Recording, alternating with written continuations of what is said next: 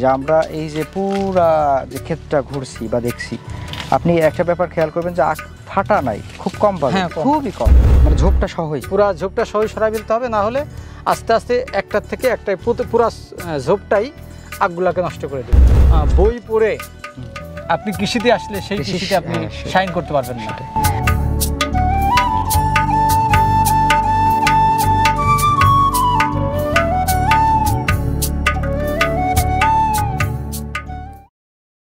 দর্শক বন্ধু আসসালামু আলাইকুম, সবাইকে শুভেচ্ছা জানিয়ে শুরু করছি আমাদের নিয়মিত আয়োজন উদ্যোক্তার খোঁজের আজকের নতুন একটি পর্ব। দর্শক, আজকের পর্বে আমরা রয়েছি এই মুহূর্তে ফরিদপুরের বোয়ালমারীর আলগাপাড়ায়। আমাদের সাথে রয়েছেন কৃষি উদ্যোক্তা আবুল হাসান মিলন ভাই। আমরা ওনার ফিলিপিনো গ্যান্ডারি আখের যে প্রজেক্ট, সেই প্রজেক্ট আপনাদেরকে দেখিয়েছিলাম গত বছর, সেখানে উনি বেশ সফলতা পেয়েছিলেন। আজকে আমরা একটা ফলো আপ ভিডিও নিয়ে চলে আসছি আপনাদের মাঝে।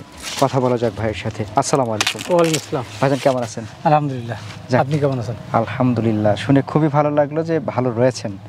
আসলে এই বছরে যে পরিমাণ প্রাকৃতিক দুর্যোগ, মানে যে পরিমাণ প্রচুর পানি হলো, বৃষ্টি হলো, তাতে করে কৃষি উদ্যোক্তা বা কৃষকেরা ভালো থাকার কথা না, বিশেষ করে দক্ষিণাঞ্চলে। জি জি। তো আপনার ফিলিপাইন গ্যান্ডারি আখের প্রজেক্ট আমরা গত বছর দেখেছিলাম, জি, সেখানে কেমন সফলতা পেয়েছিলেন সেই গল্পটা প্রথমে একটু জেনে নিব। গত বছর আমার 2 বিঘা জমিতে আখ ছিল। সফলতা, গত বছর আবহাওয়া খুব ভালো ছিল আখ চাষের জন্য এবং ব্যাপক ফলন আমার হয়েছে এবং ভালো দামেও বিক্রি করছি এবং সারা বাংলাদেশে আমার একটা নতুন চাষি তৈরি হয়েছে এবং আমার একটা চেনের মতো একটা তৈরি হয়েছে যে সারা বাংলাদেশে এমন কোনো ডিস্ট্রিক্ট নাই যে জেলায় আমার গত বছর বীজ যায় নাই।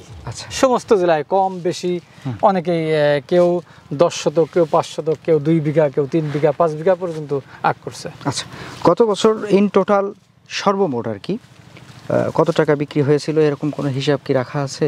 গত বছর আসলে হিসাব তো এইভাবে রাখা খুব কষ্ট, কারণ গত বছর আখ কাটা থেকে আখের ক্ষেত পরিষ্কার হওয়া পর্যন্ত প্রায় 4 মাস সময় লাগছে আমার। আচ্ছা, কারণ কাটা সারা দেশে আখের চারা ডিস্ট্রিবিউট এবং এরপরে যেগুলো ছিল সেগুলো বিক্রি, সব মিলায়ে হিসাব আছে।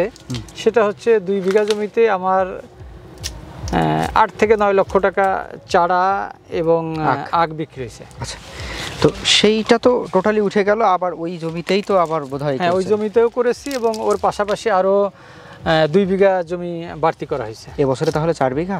এবছর 4 বিঘা। আমরা যে অংশে দাঁড়িয়ে আছি এটা তো নতুন অংশ বোধহয় নাকি? হ্যাঁ, এটা নতুন অংশ। এইটা আপনার বাম পাশে যেটা আছে এটা পুরাতন অংশ। আচ্ছা, তো এখন এই অংশের যে গাছগুলো আমরা দেখছি খুব বেশি যে বড় হয়ে গিয়েছে ব্যাপারটা এখন এরকম না, মাঝারি একটা সাইজ আছে। এটা কত মাস চলছে বয়স? এটা 9 মাস চলে। 9 মাস, জি। তাহলে আমরা আর 2 মাস পর থেকে আমার কাটা শুরু হবে। কিন্তু এখন যারা বীজ নিবে এবং যারা বীজ লাগাবে, এরা তো কার্তিক অঘ্রাণ মাস থেকে বীজ লাগানো শুরু হয়। এখন যারা অনেকেই অলরেডি অর্ডার দেওয়া আছে, এগুলা বীজ দিতে এখনো দেওয়া শুরু করি না, খুব তাড়াতাড়ি শুরু করবো আর কি। আর যারা নতুন নিতে আগ্রহী হবে আপনার ভিডিও দেখার পরে, এদেরকেও আমরা বীজ দিয়ে দিব। এখন যেহেতু জমি আখ চাষের উপযোগী হয়ে গেছে, এখন আমরা বীজ দেওয়া শুরু করে দিব। মানে এই আখটা চাইলে 2 মাস পরে আখ হিসাবে বিক্রি করা যাবে, কিন্তু যদি ধরেন বীজ হিসাবে দিতে চান তাহলে চাইলে এখন দেওয়া যাচ্ছে, এই তো? জি।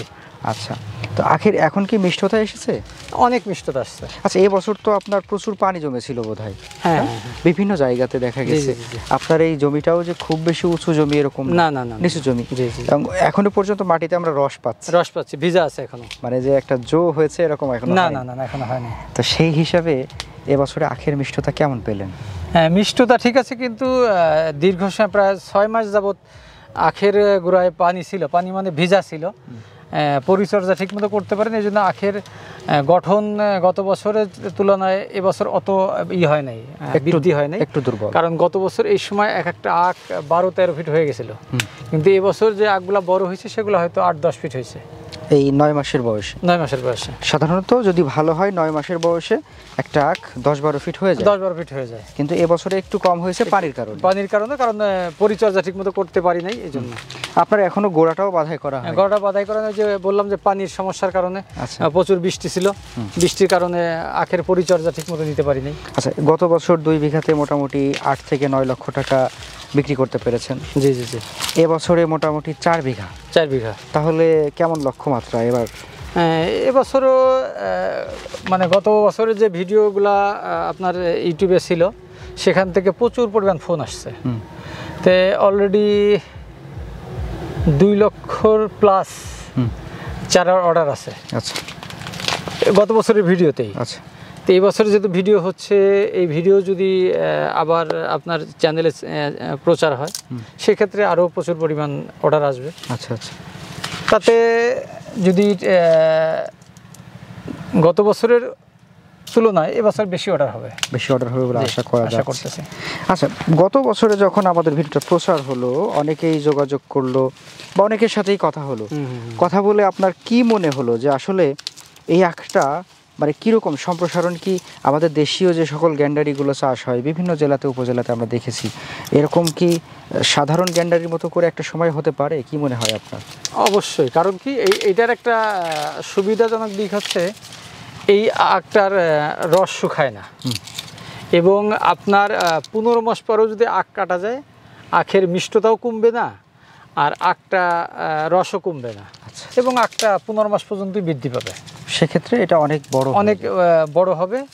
আর আমাদের এলাকায় যে আখটা সবচেয়ে বেশি উৎপাদন হয় সেটা হলো হলুদ একটা আখ। হলুদ আখ, এটা আমরা এই ছোট সময়তে দেখতেছি, হলুদ আখটা গ্যান্ডারি বলা হয়, গ্যান্ডারি বলা হয়, হলুদ গ্যান্ডারি। এই গ্যান্ডারিটা এক সময় এই যে কার্তিক মাসের পরে যখন চলে যাবে তখন এই গ্যান্ডারির ভিতরে এক ধরনের রস কুমার একটা প্রবণতা দেখা দিবে, এবং ভিতরে লালচে এবং একটা ফাফা হয়ে যাবে, মানে আখও হালকা হয়ে যাবে এবং রসও কমে যাবে। অনেক সময় দেখা গেল যে ও একটা ছোলার পরে তুলোর মতো মনে হয়, রস থাকে, এরকম পেয়েছি আমরা। যেহেতু আমরা একই মানে দক্ষিণাঞ্চলে আখের জন্য বেশি আমরা ওইটা দেখে আসছি, তো এইটার ক্ষেত্রে ওই রকম সমস্যাটা নাই, ওই রকম সমস্যা নেই। আর যদি দর্শকদের বলি, দর্শক আপনারা খেয়াল করলে বুঝতে পারবেন যে আমরা এই যে পুরা যে ক্ষেতটা ঘুরছি বা দেখছি, আপনি একটা ব্যাপার খেয়াল করবেন যে আখ ফাটা নাই, খুব কম পাবেন, খুবই কম। হ্যাঁ, যে ওই যে অতিরিক্ত ফেটে যায় বা ওই যে দেশীয় গ্যান্ডারিগুলো যেটা পাওয়া যায় ওরকম নাই। না। আচ্ছা, এবার কি মানে পরিচর্যার অভাবে গিটগুলো একটু বেশি ঘন, তাই না?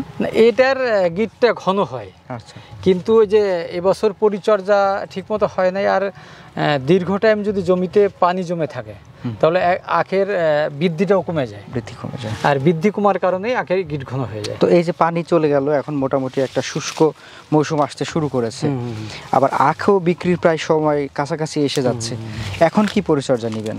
এখন এই যে মানে গাছের লাইনে জৈব সারটাই বেশি ব্যবহার করা হয়।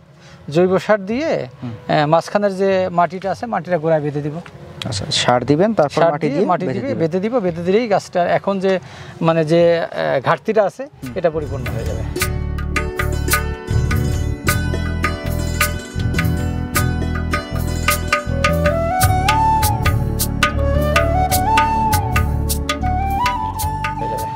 আচ্ছা, আখ চাষের ক্ষেত্রে সবচেয়ে বড় প্রতিবন্ধকতা কি মনে হলো? আপনি তো কয়েক বছর যাবত হচ্ছে আখ চাষ করছেন।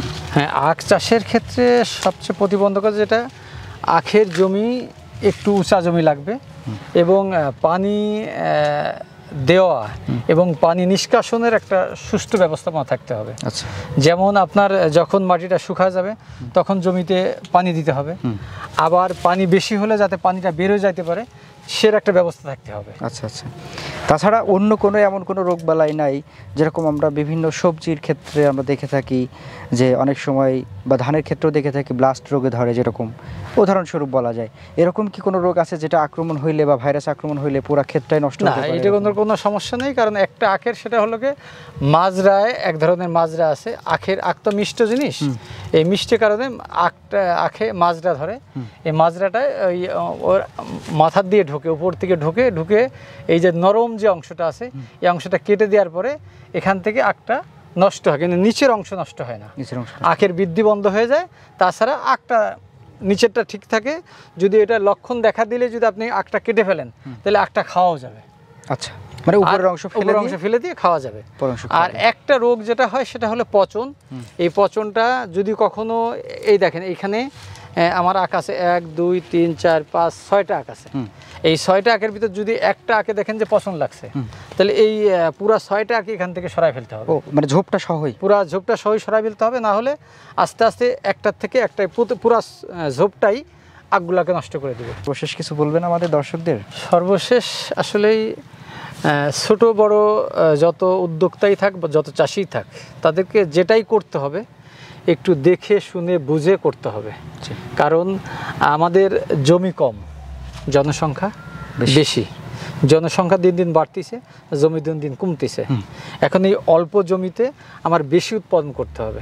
সেজন্য এই অল্প জমিতে বেশি উৎপাদনের জন্য যেসব পদ্ধতি, যেসব ফসল আমাদের বাংলাদেশে কৃষি বিজ্ঞানীরা হোক এবং সফল চাষি যারা আছে, এদের হাত ধরে যেসব মানে অল্প জমিতে বেশি ফসল উৎপাদন করা যায়, এরকম ফসল আমাদের করতে হবে।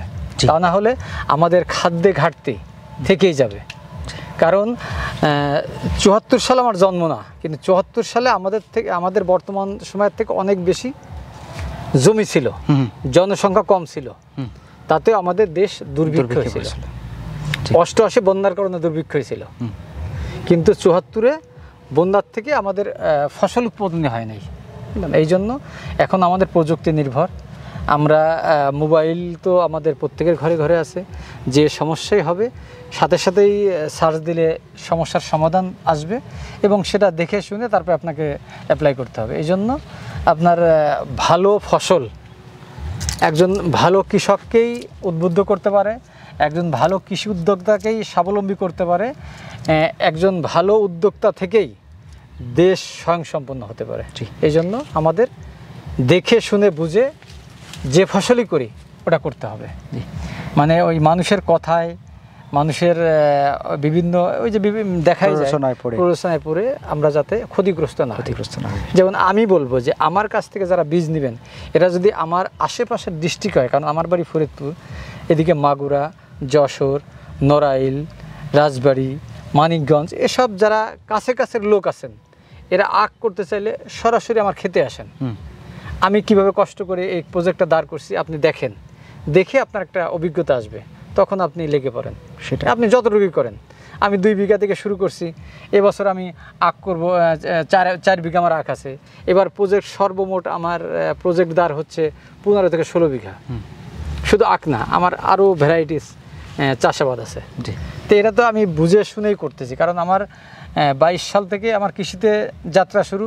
২২, ২৩, ২৪, ২৫, ৪ বছর পার হচ্ছে, ৫ বছরে যাচ্ছে। ৫ বছরে আমি এবছর প্রায় ১৫ বিঘার একটা প্রজেক্ট দাঁড় করতে যাচ্ছি। তো এই জন্য আমি তো আর শুরুতেই ১৫ বিঘা দিয়ে শুরু করি নাই, শুরুতে ১ বিঘা দিয়ে শুরু করছি, এরপরে ২ বিঘা, ৫ বিঘা, এই যে এবছর ১৫ বিঘা। আস্তে আস্তে করে বাড়ছে, আস্তে আস্তে করে বাড়ছে। কারণ এটা আস্তে আস্তে না করলে আপনার অভিজ্ঞতা, কৃষি এমন একটা জিনিস, বই পড়ে আপনি কৃষিতে আসলে সেই কৃষিতে আপনি শাইন করতে পারবেন না।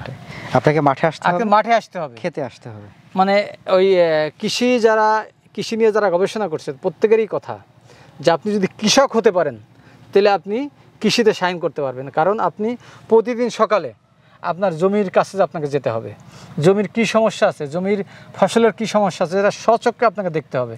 এরপরে আপনি প্রতিকার না পারলে আপনার পাশের লোক যারা অভিজ্ঞ আছে অথবা আপনার থানার কৃষি অফিসার আছে, এদের সাথে কথা বলে এর প্রতিকারের ব্যবস্থা করেন। কিন্তু যদি আপনি একবার ধান লাগায় অথবা আখ লাগায় ১০ মাস পরে কেটে আপনি ফসল ঘরে তুলবেন, এরকম সুযোগ নেই।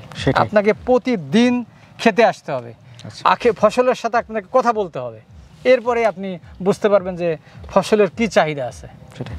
দর্শক, আজকে তাহলে আমরা বেশ দারুণ কিছু কথা শুনলাম যে আপনাকে যদি কৃষিকাজে সফলতা মানে পেতে হয়, তাহলে অবশ্যই আপনাকে সশরীরে প্র্যাকটিক্যাল কৃষির ব্যাপারগুলো দেখতে হবে, জানতে হবে, কৃষক হতে হবে, তবে আপনি কৃষির ব্যাপারটা ভালোভাবে বুঝতে পারবেন।